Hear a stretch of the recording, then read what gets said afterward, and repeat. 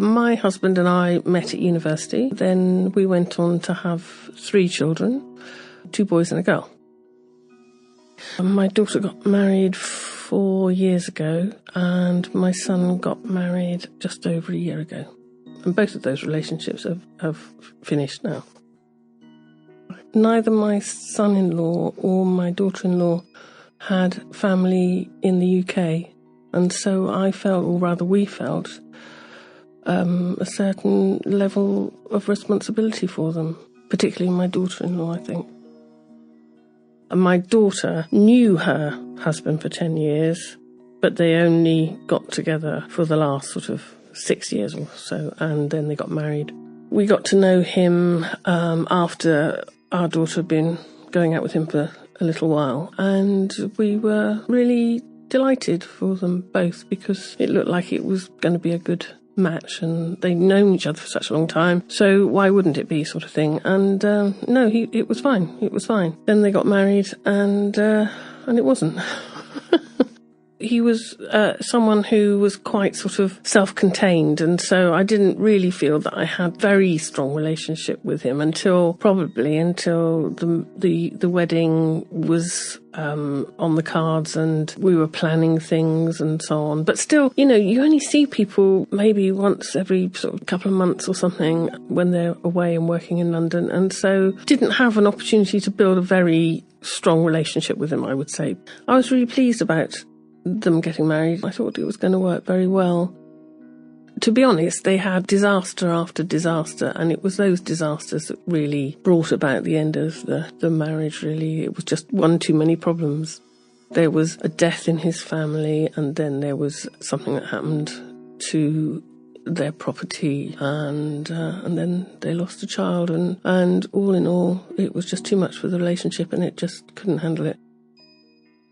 Through that, obviously, we got to know him a lot better because we were supporting them a lot more.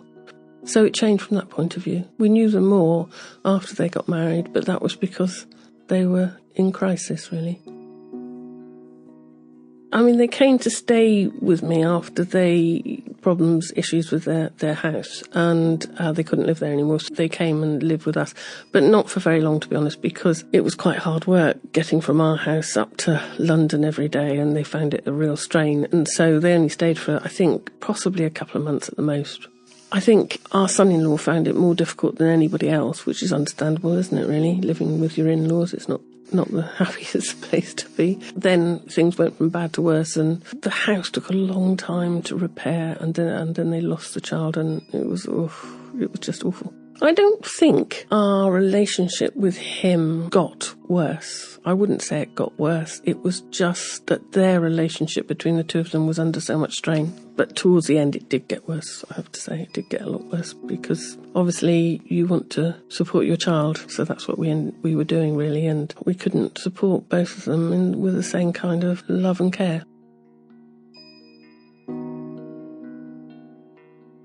My daughter-in-law would say what she thought, whereas I'd be too scared to do that in case I hurt somebody's feelings or whatever, that kind of thing. Because she and my son went out for 10 years, she lived with us for quite a long time, really, on and off, over that 10-year period.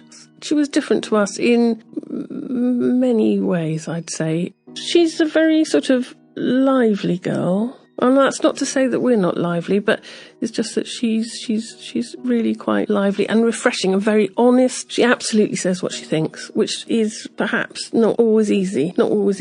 And sometimes I found that quite tricky when she was being ruthlessly honest. Whereas we would couch our words a bit more, but she would say what she thought. And that's refreshing in lots of ways, but sometimes it's a bit of a shock when you're not used to it. I think there's an element of thinking that they're all okay when you don't hear from them, then everything must be going swimmingly well. But now you know that isn't necessarily true. We are very much closer to our daughter now than we have been, than we were before. We do communicate with her a lot more than we did, but it's not quite the same for my son.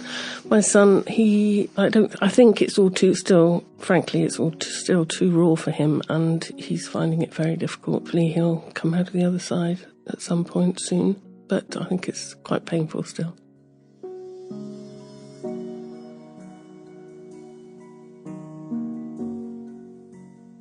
Never, ever would either of us ever have interfered in what was going on in those relationships. They had to kind of do that for themselves, make their own decisions, sort themselves out. But I think there are times when maybe it might be helpful to say what you're actually thinking rather than trying to protect the other person.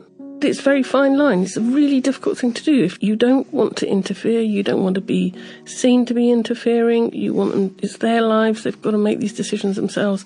But at the same time, if you see something which you really think is wrong, then is it right to keep quiet, or should you actually say something? I'm not sure. I still don't really know the answer to that one. Not that I should have kept quiet, because I think that's what I did do all the time, keeping quiet. But maybe I should have said something. Not necessarily to my son-in-law or my daughter-in-law, but maybe to my son and daughter. Maybe I should have said something to them. You just have to be there for them when they need you. And no matter that they're grown-ups and adults, everyone needs support, don't they? And so the fact that they know that we'll support them, I think is really helpful. I think that's the most important thing, just making your children aware that there's always somebody who's going to be rooting just for them, whatever happens. Our eldest son has recently got married, very recently. Hopefully I'll have a good relationship with my new daughter-in-law. It certainly seems to be going well so far, so fingers crossed. And we'll just be doing for her and for our eldest son what we did for the others, which is just, hopefully be there when and if they feel they want us or need us for as long as we can.